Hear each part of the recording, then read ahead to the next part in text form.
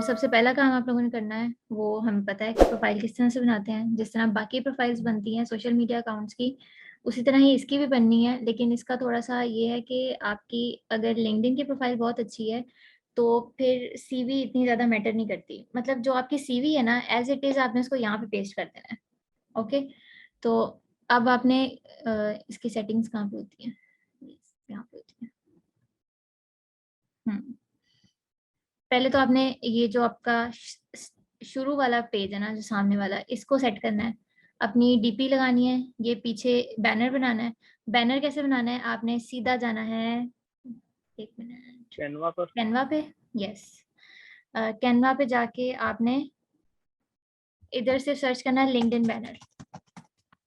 LinkedIn banner template, ठीक है। LinkedIn banner में आपके पास ये साइज भी आ जाएगा। ये ऊपर वाला नीचे वाला दोनों सेम ही लगते हैं मुझे, फिट आ जाते हैं हमेशा, ठीक है। और ये उसके साइज के मुताबिक मिल जाएगा। तो इनमें से जो टेम्पलेट अगर आपको पसंद आ रहा है, आपके मुताबिक लग रहा है, उसको आप खोल के इसको कस्टमाइज कर लें, पिक्चर्स रिमूव कर लें, अपनी सर्विसेज और अपना नाम खुद प्रेजेंट कर दें इसके ऊपर। या अगर आपको कोई टेम्पलेट नहीं पसंद आ रहा, आप खुद डिज़ाइनिंग करना चाह रहे हैं, तो यहाँ से आपने खाली टेम्पलेट लेना है, ये ब्लैंक टेम्पलेट, और इसके ऊपर खुद डिज़ाइन कर लेना है, ठीक है। और फिर अपना जो पीछे बैनर है वो आपने बना लेना है। ओके, तो जिन्होंने फ्रीलांसिंग करनी है और लिंक्डइन पे अपनी ब्रांडिंग करनी है बाकायदा तौर पे, तो उन्होंने सबसे पहला काम करना है कि अपने लिए, अपनी फीड के लिए कलर कोड डिसाइड करना है, थीम कोड, ठीक है। जिस तरह मैंने ये 3 कलर सेलेक्ट किए थे, ये ब्लू वाला और ये थोड़ा सा ऑरेंज मस्टर्ड है और ये वाइट है, ठीक है। ये 3 मैंने सेलेक्ट किए हुए हैं। तो मेरा ब्रांड का कलर ये है। तो इससे होता क्या है कि एक तो पता चलता है कि आपका ब्रांड है, और पता चलता है कि आप कोई मामूली इंसान नहीं है, अच्छे खासे एक्सपीरियंस, और मतलब एक एस्थेटिक सी फीलिंग आती है कि यस। ओके, तो उसके बाद आपने अपने नाम के साथ ही, ये तो नेम हो गया ना, बाकी यहाँ से मैं एडिट करके दिखा देती हूँ। हाँ, यहाँ जरा गौर से देख लेना, ठीक है। फर्स्ट नेम, लास्ट नेम, और उसके आगे बेशक अगर आपने ये लिखना है तो लिखें, नहीं लिखना है तो ना लिखें। मैं वैसे ही अपने सिर्फ सर्च अपीयरेंस चेक करने के लिए लिखा था। फिर हेडलाइन में जो आपने अपनी सर्विसेज लिखनी है आप वो लिखेंगे, और बस पे सेव कर देंगे। ये वाला काम हो गया, और बल्कि नीचे भी कुछ था। यस, हाँ। फिर इंडस्ट्री में आपने राइटिंग एंड एडिटिंग मैंने इधर ऐड किया है। जो भी आपकी सर्विस है, ऑब्वियसली राइटिंग एंड एडिटिंग ही है अगर आप राइटिंग कर रहे हैं। उससे उसके मुताबिक आपने इसमें ऐड कर देना है। फिर एजुकेशन चाहे तो करें चाहे तो ना करें, लोकेशन, सिटी, कॉन्टैक्ट इन्फॉर्मेशन, जो आप आपकी वेबसाइट है, कोई लिंक ट्री पे आप लिंक्स बना के उस पर डाल सकते हैं, और बाकी सारा कुछ ऑप्शनल है। उसके बाद सेव कर दें। ये चीज़ें देखनी है आपने। उसके बाद जो मेन चीज़ है, इंपॉर्टेंट चीज़, आपने यहाँ जाना है रिसोर्सेज में। रिसोर्सेज में जाके दोबारा बोलती हूँ, ये जो नीचे रिसोर्सेज लिखे हैं ना, बिल्कुल एनालिटिक्स के नीचे यहाँ पे आता है क्रिएटर मोड। ये क्रिएटर मोड जब आप ऑन करेंगे तब आपके ऊपर हैशटैग शो होंगे, टॉक्स अबाउट रिसर्च, एसईओ, और ये मैंने हैशटैग्स इसमें लगाए हुए हैं, ठीक है। हैशटैग्स का फ़ायदा क्या होता है? हैशटैग सोशल मीडिया जो मार्केटिंग होती है उसके लिए बहुत इंपॉर्टेंट होता है। फॉर एग्जांपल, अगर कोई ये वाला हैशटैग सर्च करता है एसईओ राइटिंग या फ्रीलांसिंग का या कंटेंट राइटिंग का, तो क्वाइट पॉसिबल कि मेरी प्रोफाइल भी उस पर आ सकती है, ठीक है। और उनको शो हो सकती है, कोई भी अगर सर्च करे, ठीक है। सर्च इंजन ऑप्टिमाइजेशन तो आपको सिखाई दी है। तो जिस तरह कीवर्ड्स काम करते हैं उस तरह हैशटैग्स भी ऑप्टिमाइजेशन में काम करते हैं। ओके, तो क्रिएटर मोड आपने ऑन करना है, और क्रिएटर मोड में फिर आपने कीवर्ड्स, आपकी नीश से रिलेटेड जो कीवर्ड्स है ना, वो आपने इसके अंदर डालने हैं कि आप अपनी प्रोफाइल में लोग आपकी प्रोफाइल पे अगर आ रहे हैं तो उनको कैसे पता चलेगा? उनको ऊपर जो हैशटैग्स है ना, उन्हीं से पता चल जाएगा कि आपकी प्रोफाइल के अंदर कंटेंट क्या है। क्या आप एसईओ से रिलेटेड डाल रहे हैं, राइटिंग से रिलेटेड डाल रहे हैं, फ्रीलांसिंग से रिलेटेड डाल रहे हैं, मेडिकल से रिलेटेड डाल रहे हैं, या कुछ भी, ठीक है। तो ये आपका यहाँ पे शो होगा। ठीक हो गया। उसके बाद आप आ जाए नीचे, फिर फीचर में तो वो तो बाद में डलेगा। उसके बाद अबाउट, अबाउट में आप अपने अपनी इंट्रोडक्शन देना है, अपनी स्किल्स प्रेजेंट करनी है, और जो आपके अचीवमेंट्स है, एक्सपीरियंस में भी आपने, अच्छा अबाउट में तो एक तो आपने एक्सपीरियंस लिखना है, अपनी स्किल्स प्रेजेंट करनी है, दूसरी बात आपने कॉन्टैक्ट इन्फॉर्मेशन में देनी है कि अगर किसी ने आपसे कोई काम करवाना है तो वो आपसे कॉन्टैक्ट किस तरह से करेगा, कि आपको डायरेक्ट या अपनी अपनी ईमेल देनी है तो आप ईमेल भी दे दें। आपने अगर अपना आप ये चाह रहे हैं कि कोई इनबॉक्स में आके आपसे बात करे तो आपने उसको कहना है इनबॉक्स बस, ठीक है। उसके बाद आपका जो एक्सपीरियंस है, आपने एक्सपीरियंस सारा शेयर करना है अपना, जो भी जिस फील्ड से भी रिलेटेड रहा है आपका प्रीवियस एक्सपीरियंस, ठीक है। वो आपने सारा कुछ इसमें लिखना है। कहीं आपने इंटर्नशिप की है वो आपने लिख देना है। फिर education, okay. Licenses and certificates में अगर आपके पास कोई लाइसेंस या सर्टिफिकेट है तो वो आपने इसमें ऐड कर देना है। अगर आपने कहीं वॉलंटियर किया हुआ है वो ऐड कर देना है, ओके।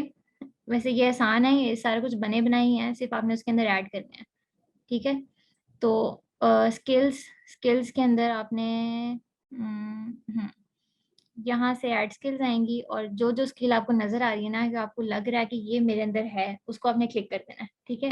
वो आपने ऐड कर देनी है, चाहे वो सॉफ्ट स्किल्स हो, चाहे वो हार्ड स्किल्स हो, चाहे वो स्किल्स आपकी इससे रिलेटेड हो या ना हो। तो उससे होगा ये कि जो आपकी मेन स्किल्स है ना, जिनके ऊपर आपने प्रॉपर ये प्रोफाइल बनाई हुई है, उनको आपने ऊपर रख देना है। इस पे कहाँ से था, मोबाइल पे तो हो जाता है। हाँ, ये रीऑर्डर कर सकते हैं आप। रीऑर्डर करने से इसको आप कहीं पर भी लेके जा सकते हैं। कंटेंट राइटिंग को बेशक मैं ऊपर ले जाऊँ या बेशक इसको नीचे जाऊँ, उसको मैं 3rd नंबर पे रखा हुआ है, ठीक है। Medical writing, research, content writing, फिर एसईओ, अगर आपने इसको ऊपर रखना है तो इसको भी ऊपर रख सकते हैं। जो आपका दिल करे अपने हिसाब से इसकी रीऑर्डरिंग कर लें अपनी स्किल्स के हिसाब से, ओके।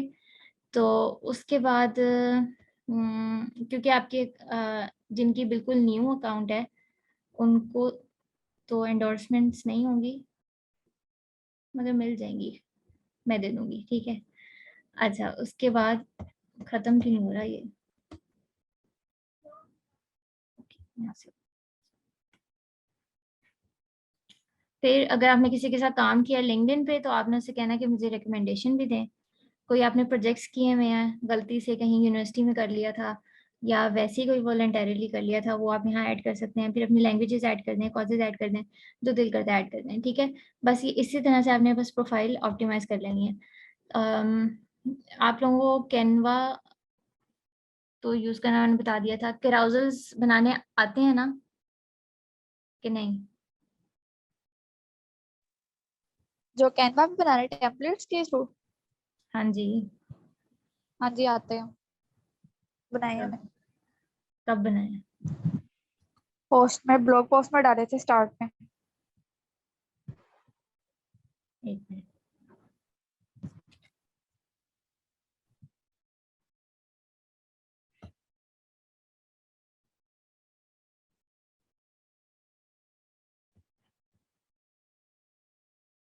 इस तरह वाले नहीं, इस तरह वाले।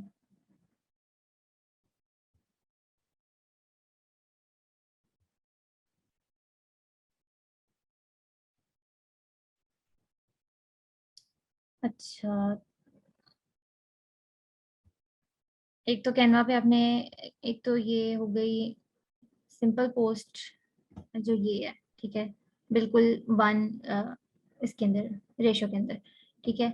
अब फिर ये हैं आपके केराउजल्स, मतलब कि ये स्वाइप वाले होते हैं, ठीक है। फिर ये कुछ रील्स होती हैं, और ये रील्स किस तरह बनती हैं, ये भी कैनवा से बन ही सकते हैं। इसे इनको स्टैटिक वीडियो भी कह सकते हैं, आप रील्स भी कह सकते हैं। फॉर एग्जांपल अगर मैंने ये एक टेम्पलेट बनाया हुआ है और इसको बस मैंने यहाँ से एनिमेट कर देना है, फिर जौन सा मेरा दिल करे कि इस तरह आ रहे हैं या इस तरह आ रहे हैं। रील्स का या वीडियोस का ये फायदा होता है कि उस पर आपको व्यूज ज़्यादा आते हैं, ठीक है। तो इम्प्रेशंस भी ज़्यादा आते हैं, फिर नेटवर्किंग आपकी अच्छी रहती है। तो आपने सिर्फ एक मेथड पे नहीं रहना, सिर्फ केराउजल्स या पोस्ट वाली मेथड्स पे नहीं रहना। केराउजल्स, पोस्ट, वीडियोस, रील्स, ये सारा कुछ आपने यूज़ करना है कभी ना कभी तो, ठीक है। तो इस तरह एनिमेटेड वीडियोस भी बना सकते हैं आप, केराउजल्स भी बना सकते हैं। और अपना जो एक ब्रांड का कलर है वो आपने डिसाइड कर लेना कि क्या रखना है आपने, ओके। फिर बेशक इंस्टाग्राम पे भी आ जाएं और लिंक्डइन पे भी आ जाएं। इंस्टाग्राम तो मैंने काफ़ी अर्से बाद अब खोला था दोबारा, तो चलो ओके। ठीक है। तो इस तरह से आपने केराउजल्स भी बना लेने हैं। ओके। और बनाने क्यों है ये भी बता देती हूँ कि आपने जब लिंक्डइन पे काम शुरू करना है, आपने प्रोफाइल पूरी ऑप्टिमाइज कर ली, उसके बाद जो आपने हैशटैग्स लगाए थे ना कि क्रिएटर मोड जब ऑन किया था कि आपने इन इन हैशटैग्स के ऊपर बात करनी है, तो इसका मतलब है कि आपने राइटिंग से रिलेटेड कुछ ना कुछ शेयर करना है। चाहे अपनी जर्नी शेयर कर दें कि मैंने राइटिंग सीखी, फिर मुझे क्या क्या मुश्किलात पेश आई, फिर मैंने किस तरह से लर्निंग की एंड ऑल दैट, मतलब जो आपका दिल करता है ना आप शेयर कर दें, लेकिन अच्छा कंटेंट हो, ये नहीं है कि आप मीम्स शेयर कर रहे हो। ठीक है, तो इन चीजों का आपने ध्यान रखना है। आगे समझ लिंक्डइन की। यस दूसरी बात, जी। आप कनेक्शंस आपने जो बनाने हैं वो अपनी नीश के लोगों के साथ बनाने हैं। और दूसरी बात, आपने अगर जो कंपनीज के सीईओज या फाउंडर्स वगैरह ना, आप सर्च इस पे जाके सीईओज लिख लें, तो जो भी आपके सीईओ आता रहेगा ना, इसको एंटर करके आपने इधर जाना पीपल में। तो पीपल में ये देखें CEO at Alfalah health care या सीईओ, इन सीईओज और फाउंडर्स के साथ हमने इनको कनेक्शन रिक्वेस्ट लाजमी भेजनी है। ठीक है, क्योंकि ऑब्वियसली ये सबसे ज्यादा हायर करते हैं, या सीईओ करते हैं या एचआरस करते हैं, सीईओ एचआर और फाउंडर्स, इनको तो आपने लाजमी कनेक्शन रिक्वेस्ट भेजनी है। दूसरा, आप लोगों ने कंटेंट राइटर्स को भी इनके साथ कनेक्ट करना है, कंटेंट राइटर्स।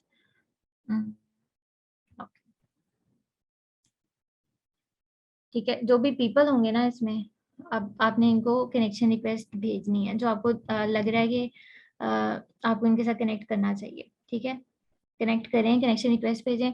और लिंक्डइन पे इतना ज़्यादा मैं क्यों कहती हूँ हमेशा, क्योंकि इसके ऊपर जो बाकी प्लेटफॉर्म्स है ना, जैसे कि अपवर्क हो गया, फाइवर हो गया, या freelancer.com हो गया, guru.com हो गया, पीपल पर आर हो गया, इस पे सिर्फ आपको क्लाइंट मिलेंगे, आपने प्रोजेक्ट लेना है और प्रोजेक्ट कर देना है, बस। ठीक है, बात खत्म, एंड, कहानी खत्म। ठीक है, लेकिन लिंक्डइन पे जब आप अपने फेलो कंटेंट राइटर्स के साथ कनेक्ट करेंगे, उनकी पोस्ट के साथ एंगेज करेंगे और उनके साथ इन कनेक्ट रहेंगे, तो आपको बहुत सारी नई नई अपडेट्स का भी पता चलता रहेगा। उसके लिए बार बार फिर आपको गूगल खोल के देखने की जरूरत नहीं पड़ेगी। फॉर एग्जांपल, अगर कोई एसईओ का नया टूल आ जाता है, तो वो आपको हो सकता है लिंक्डइन पे, मुझे तो हमेशा जो भी राइटिंग से रिलेटेड कोई भी अपडेट मिली है वो लिंक्डइन से मिली है। ठीक है, होम जब भी खोलो तो सबसे पहली पोस्ट आ रही होती है कि ये अपडेट आई है, एसईओ का ये नया एक एल्गोरिदम चेंज हुए हैं, गूगल का एल्गोरिदम चेंज हुआ है, या लिंक्डइन का एल्गोरिदम चेंज हुआ है, इंस्टाग्राम का कुछ हैशटैग्स के मेथड्स चेंज हुए हैं, स्ट्रेटजीज चेंज हुई हैं, तो वो आपको लिंक्डइन के साथ पता लगता रहता है। ठीक है, उसके अलावा लिंक्डइन के लर्निंग कोर्सेज भी होते हैं, वो मैंने कभी लिए नहीं है, लेकिन मुझे लग रहा है कि लेने चाहिए ताकि सीखते रहें। ये है लर्निंग, विजिट मोर लिंक्डइन प्रोडक्ट्स। खोला नहीं वैसे मैंने, बता के खोलूंगी इंशाल्लाह। ठीक है, ये आपने 3-4 काम करने हैं लिंक्डइन पे। एक तो आपने प्रोफाइल ऑप्टिमाइज करनी है, दूसरा पोस्ट करनी है क्वालिटी पोस्ट। ठीक है, मीम्स नहीं शेयर करनी, मीम्स भी शेयर कर सकते हैं लेकिन इतनी ज़्यादा नहीं। ठीक है, अपनी नीश से रिलेटेड पोस्ट करनी है, या अगर आपको लग रहा है कि कोई ऐसी बात कि जिससे लोगों की हेल्प हो सके, वो आप कोई अच्छी बात शेयर कर सकते हैं। ठीक है, कुछ टिप्स शेयर कर सकते हैं, ज़रूरी नहीं है कि राइटिंग से या उससे रिलेटेड सेल्फ हेल्प पोस्ट कर सकते हैं। ओके, और इसमें एक और चीज़ है,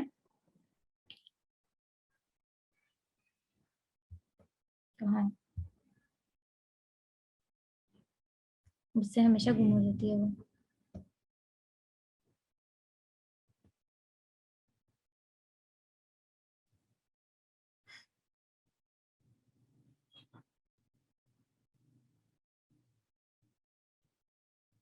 इसमें फ्रीलांस मार्केट प्लेस का ऑप्शन था, वो पता नहीं कहाँ चला गया।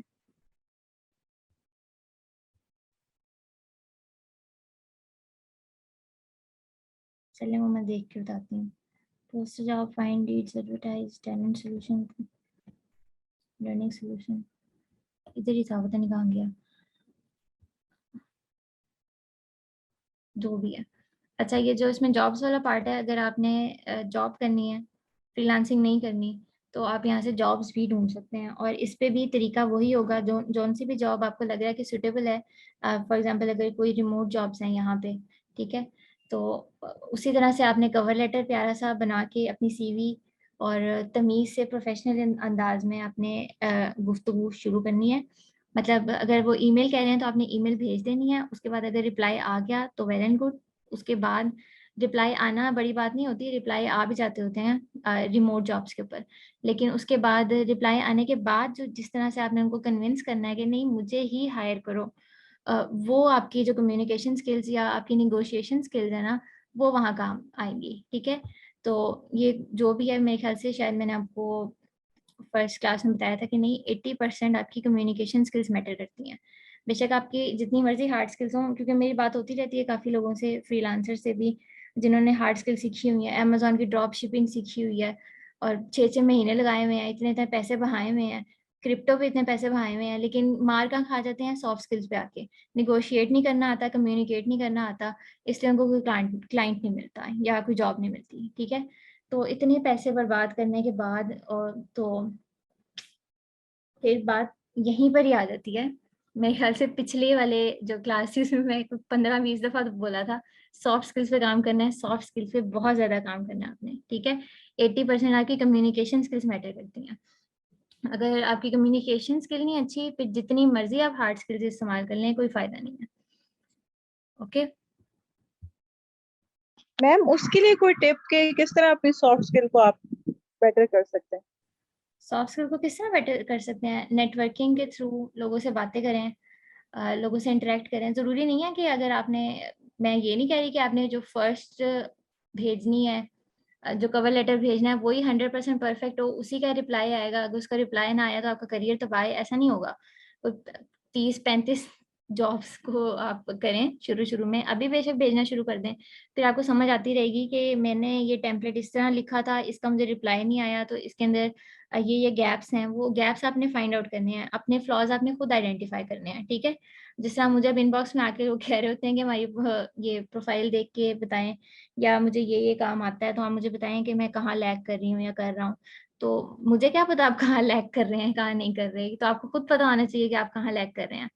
कि आपकी इतनी ज्यादा अगर स्किल्स हैं तो क्यों आपको क्लाइंट नहीं मिल रहा? सोचने वाली बात है। मतलब अभी जिससे मेरी बात हो रही थी, मैं ड्रॉप शिपिंग की बात मैं इसलिए कर रही हूँ जिससे मेरी अभी मगरिब से पहले मेरे ख्याल से बात हो रही थी, वो यही कह रहे थे कि मैंने ड्रॉप शिपिंग सीखी और 6 महीने लगाए और उसके बावजूद भी मुझे कोई क्लाइंट नहीं मिला। तो मैंने कहा आपको क्यों नहीं क्लाइंट मिला, पहले ये तो